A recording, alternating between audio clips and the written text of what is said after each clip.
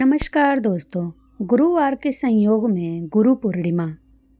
घर में सत्यनारायण कथा करवाने से होंगे ये लाभ।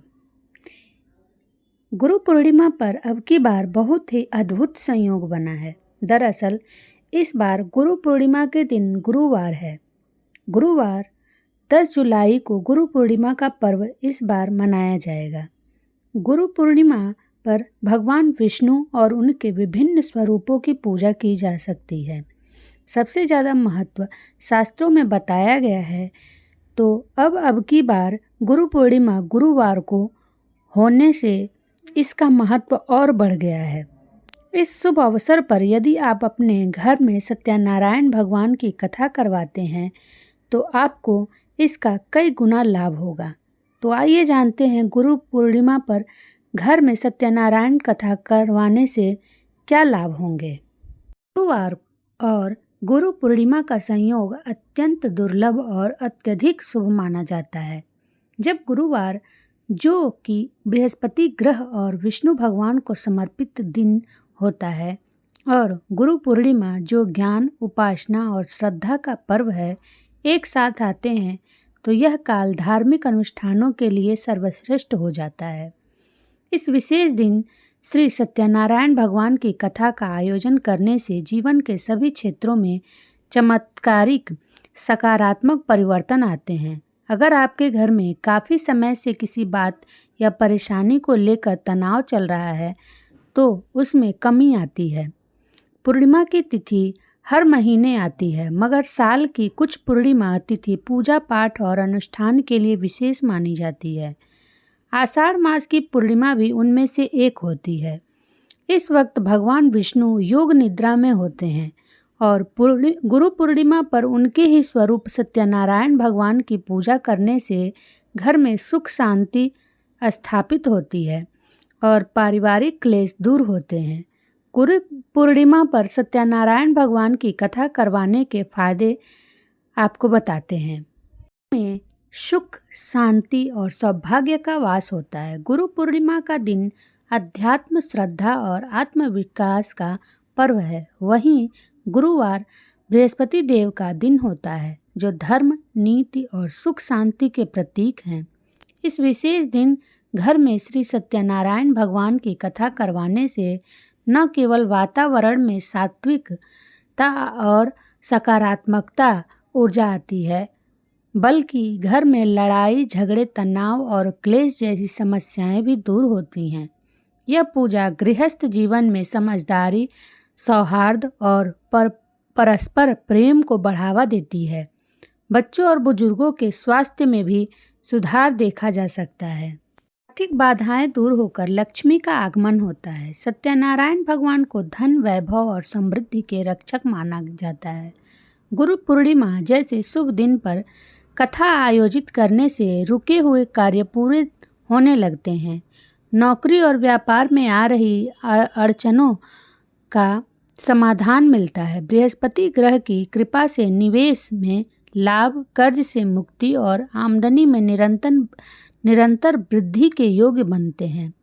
यह कथा विशेष रूप से उन लोगों के लिए अत्यंत फलदायी है जो आर्थिक अस्थिरता, उधारी या नौकरी में असुरक्षा का सामना कर रहे हैं।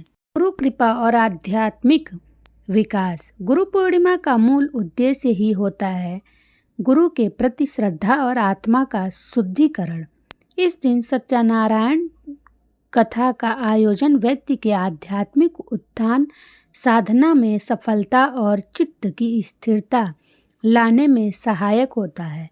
विद्यार्थियों को विद्या, स्मरण शक्ति और अनुशासन की प्राप्ति होती है। वहीं साधकों को ध्यान, जप और तप में मन की एकाग्रता मिलती है। यह दिन आत्मबोध और जीवन के सही मार्ग पर चलने की प्रेरणा देता है। परिवार में संतुलन, संतान सुख और अच्छे रिश्ते, विवाह संबंधी विलंब, संतान प्राप्ति में रुकावट या पारिवारिक मनमुटाव जैसी समस्याएं सत्यनारायण कथा के प्रभाव से दूर होने लगती है। यह कथा घर के हर सदस्य के जीवन में शुभ संकेत, मेल जोल और आत्मीयता लाती है। विशेष रूप से उन दंपतियों के लिए यह कथा अत्यंत शुभ है जो संतान सुख की कामना रखते हैं या पारिवारिक जीवन में अस्थायित्व चाहते हैं। इस दिन की पूजा सास बहू, पति पत्नी और संतान के बीच संबंधों को मधुर बनाती है। पितृदोष, ग्रह बाधा और स्वास्थ्य समस्याओं से मुक्ति मिलती है। गुरुवार और गुरु पूर्णिमा पर सत्यनारायण कथा कराने से जन्म कुंडली में बृहस्पति दोष, काल स्पर्श योग, पितृदोष या अन्य ग्रह बाधाओं का प्रभाव काफ़ी हद तक शांत होता है। यह कथा पूर्वजों की आत्मा की शांति और तृप्ति के लिए अत्यंत कल्याणकारी मानी जाती है। साथ ही यह मानसिक बेचैनी, बार बार बीमारी या घर के किसी सदस्य की अनसुलझी समस्या को दूर करने में सहायक होती है।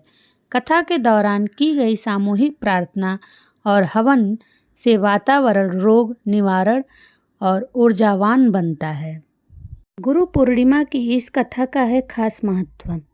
जीवन में गुरु का अत्यंत महत्वपूर्ण स्थान होता है। हमारे शास्त्रों में भी कहा गया है कि बिना गुरु के ईश्वर भी नहीं मिलते, जिसकी महत्वता का ज्ञान आपको इस कथा के जरिए मिल जाएगा। सभी के जीवन में गुरु का स्थान सबसे अहम माना जाता है। उनकी दी हुई शिक्षा से ही हम आगे बेहतर कार्य और अपनी प्रतिभाओं को लोगों के सामने प्रदर्शित कर पाते हैं। हमारे शास्त्रों में भी कहा गया है कि बिना गुरु के आप भगवान को भी पा नहीं सकते। सनातन धर्म में तो गुरु की महिमा का बखान अलग अलग तरीकों से किया गया है। ये आषाढ़ शुक्ल पूर्णिमा के दिन गुरु पूर्णिमा का पर्व मनाया जाता है। इस दिन हर कोई अपने गुरु की पूजा करता है, लेकिन इस पर्व को महर्षि वेद व्यास के जन्म के खास मौके पर मनाया जाता है। इसकी कथा का भी काफ़ी खास महत्व है, जिसे आपको भी ज़रूर जानना चाहिए। गुरु पूर्णिमा का पर्व मनाने के पीछे मुख्य कारण है महर्षि वेद व्यास का जन्म। महर्षि वेद व्यास भगवान विष्णु के अंश के रूप में धरती पर आए थे। उनके पिता का नाम ऋषि पराशर और माता सत्यवती थी। उन्हें बाल्यकाल से ही अध्यात्म में काफ़ी रुचि थी, जिसको पूरा करने के लिए उन्होंने अपने माता पिता से प्रभु दर्शन की इच्छा प्रकट की और वन में जाकर तपस्या करनी शुरू कर दी।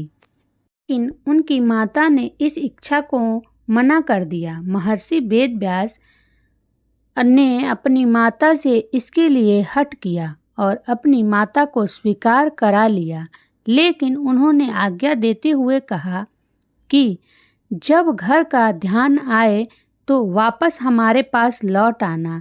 इसके बाद वेद व्यास तपस्या हेतु वन चले गए और वहां जाकर उन्होंने कठोर तपस्या की। इस तपस्या के पुण्य के तौर पर उन्हें संस्कृत भाषा में प्रवीणता हासिल हुई, जिसके बाद उन्होंने चारों वेदों का विस्तार किया। महाभारत कथा, 18 पुराणों और ब्रह्मास्त्र की रचना की। उन्हें वरदान प्राप्त हुआ। ऐसा कहा जाता है कि किसी न किसी रूप में हमारे बीच महर्षि वेद व्यास आज भी उपस्थित हैं। इसलिए हिंदू धर्म में वेद व्यास भगवान के रूप में पूजे जाते हैं। आज भी वेदों का ज्ञान लेने से पहले महर्षि वेद व्यास का नाम सबसे पहले लिया जाता है। गुरु पूर्णिमा के खास मौके पर आप भी महर्षि वेद व्यास की पूजा करें और उनकी कुछ अहम बातों को जरूर जानें, जिसका प्रभाव आपके आने वाले भविष्य को बेहतर बना सकता है।